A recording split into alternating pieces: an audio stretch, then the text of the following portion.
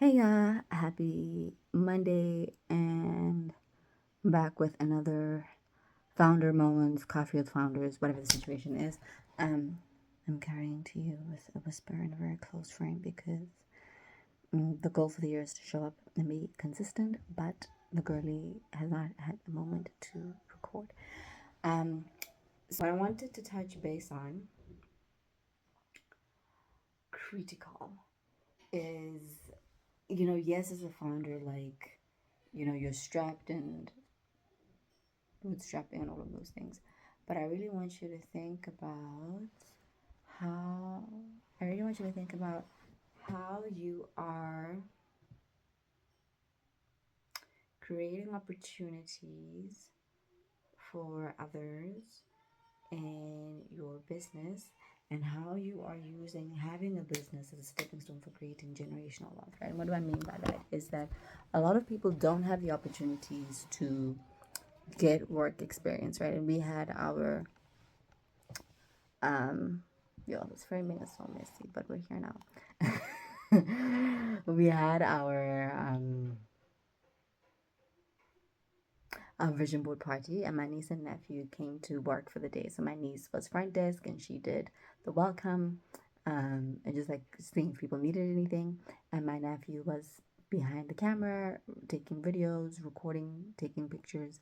And then the night before, they both helped me pack stuff and do the goodie bags, and then we chatted through like what does it take to put on an event and all of those things. And sorry, my sister bought me food. What a love language. Um, so we chatted through like what does it take to put on the event, the costing, pricing, and all of those things.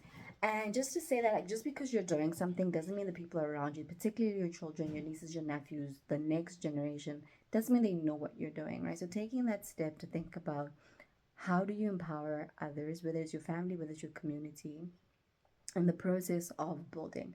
And I'm not saying that you need to divert effort, attention, and energy into bringing other people along with you, right? If you don't have the capacity, don't do that, right? But really to go, how do you get your kids involved? Once that you're building a spirit of discipline in them, of belief, of imagining, of seeing and understanding how things run, seeing how things operate. They also got paid as well. So just even them understanding the value of money and earning. And we even spoke through like what do they want to do with their money? Um, how should you negotiate? Those sort of things. And these are not things that happen much later when a person is employed and has a pay slip and all of those things. But these are things that happen now, like today in this moment. Um, so really, yeah, think about how do you go about doing that. And then I think my second thing that I wanted to chat about is community.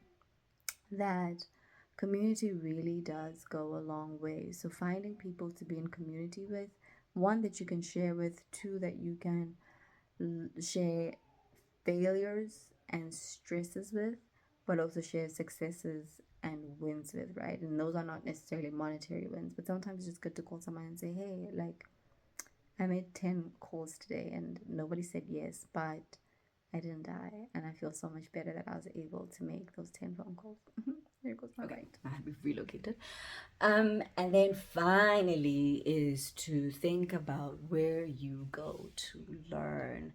So last week I had four, about four meta intention meetings. And a meta intention for me is making room to have conversations that sparks my thinking around where I want to go, where I want to be, and how do we move the needle to get there. But also getting into spaces where I can do big picture thinking and just talking to people around doing big picture stuff. So even for yourself, think about that. Think about where are the spaces, the rooms that you can end up in, where you have the opportunity to do big picture thinking, big picture engagement with people who, one, are in your same space. So there's um, lateral, there's vertical thinking in different levels. And then two, people who are completely removed from your space, but there's still stuff that you can draw from them. So there's horizontal thinking, right? Because sometimes I find that the cross pollination that happens from one industry to the next, um, certain business learnings are just the same regardless of the industry and the space that you are in. So making time for meta intention conversations, meta intention meetings, meta intention big thinking, big design, big creative, and making the time to get around other entrepreneurs and just be like, okay, this works. Like, we can get there, we will get there. And however long it takes, however intensive the journey is, it's not impossible. And yeah, that's my short little water with founders for today. But just a little founder moment to say, no man is an island, and really what that means is how are you pulling yourself forward? So who are you connecting to that's giving you vision, excitement, energy that you're pulling up towards? And then who are you pulling, right? So who can you lift up? And sometimes lifting up people, you don't have to find people. Who's in your family? Who's in your household? And how are you teaching and translating the lessons that you're learning? Um, and creating legacy as such, to make sure that it doesn't end with you, but that it also moves on and empowers the next generation. See you next week.